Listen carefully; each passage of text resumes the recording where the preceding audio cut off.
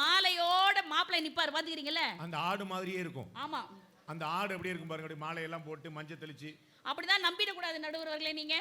நீங்க ஆண் வர்க்கமாக இருப்பதால் அப்படி யோசிக்கிறீர்கள், அப்படி யோசிக்காதீங்க. நான் உமையொரு பாகனா மாறிட்டேன். ஆமா, இன்னைக்கு நீங்க அப்படிதான் இருந்தாகணும், வேற இல்ல, வேற வழியே கிடையாது.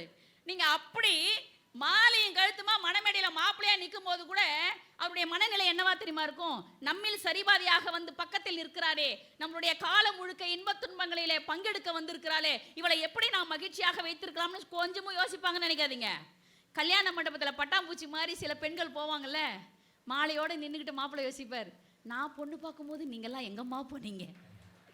உன்னையும் பிடிக்கும் என்பது ஆணின் காதல், உன்னையும் பிடிக்கும் என்பது ஆணின் காதல், உன்னை மட்டுமே பிடிக்கும் என்பது பெண்ணின் காதல். மூட்டு வலியா, முதுகு பிரச்சனையா, வலியில்லா வாழ்வு தொடங்கும் இடம் இங்கே. டாக்டர் சுந்தர் மருத்துவமனை, தென்காசி ரோட், சுந்தர நாச்சியார்புரம். 24 மணி நேர சேவை.